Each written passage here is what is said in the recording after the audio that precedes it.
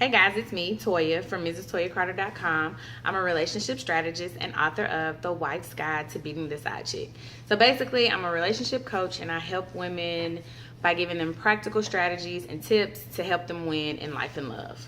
Today, I just wanted to kind of talk to you about this book that I recently read called The 4 Agreements by Don Miguel Ruiz. It's a really amazing book. And I read it a couple years ago, but I read it because like everybody else was reading it and I didn't really read it for me. But I read it for me this time. Y'all, mind blown. So because I'm a relationship strategist, I wanted to kind of unpack the 4 agreements chapter by chapter, not all in the same video. And just kind of focus specifically like how these 4 agreements relate to your romantic relationships, okay?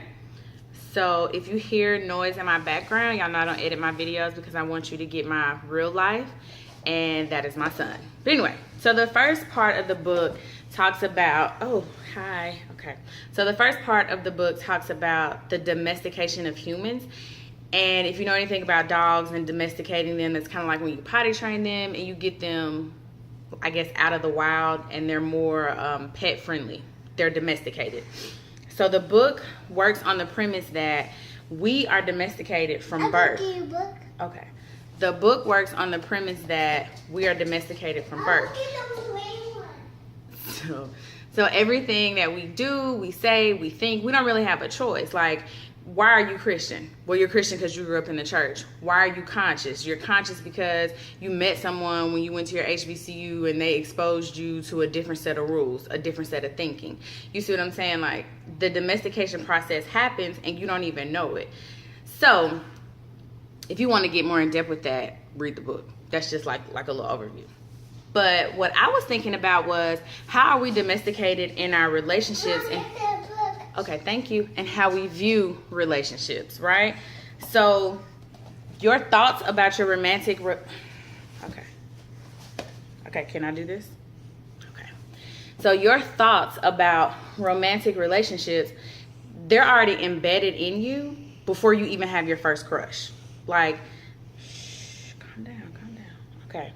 Like, think about what you grew up seeing. Think about how this shaped the way that you dated. Think about, was your grandma like, girl, it don't matter as long as he paying the bills. And so you find yourselves in relationships with wealthy men and they treat you like crap, but they paying the bills.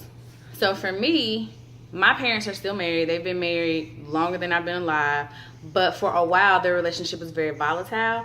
So looking back, now that I have this new information and this new way of thinking, it's like I was dating and I always wanted to be like in a serious committed relationship. But I grew up seeing 2 people who were married, right? Let me have to do a square. Okay. But I would create chaos. Like if it was good, I would find something to argue about. If things were okay, I would pick them apart. And I didn't realize that I was creating the chaos because that's what I was used to. And it wasn't until I became aware of how we think and how we move and how much our childhood affects us and how much our beliefs impact how we behave that I was like, oh my gosh, I'm doing this to myself. What am I doing? So I want you to take a second and think about what you saw as far as romantic relationships growing up. I want you to think about what are those, okay, you have got to be still. What are those beliefs that you're not saying that you are thinking about relationships? Like, are you thinking that it doesn't matter, I can thought around and I'm okay with that? Are you thinking, hey, it's okay, he not hitting me, so it's cool to still stay with him even though he's sleeping with everybody and their mama? Are you thinking that, you have to be a ride or die chick? Like, what are you thinking? And you got to think about where those thoughts come from, right? So once you figure that out, you're probably thinking, okay, now I have this information. What do I do to change it? How do I fix it? How do I move forward? So the first thing you have to do, number 1, identify those thoughts. Figure out where they come from, and then you have to ask yourself, is this still working for me? If it's working for you, keep going. Kudos. Way to go. Congratulations. If it's not working for you, you have to talk with, like, you have to talk and you don't think you can read a book. Okay. If it's not working for you, then you have to figure out, what is it that I want to think about relationships? Do I want to think that relationships can be happy and healthy? Do I want to think that I have to work really hard to keep a man, make him stay with me? What is it that I want to think?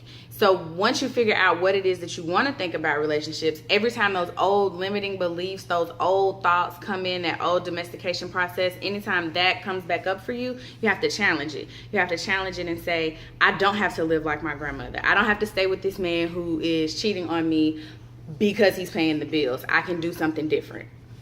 So that's just the very first part. Like, that's not even the first agreement that I just wanted to kind of break down with you guys.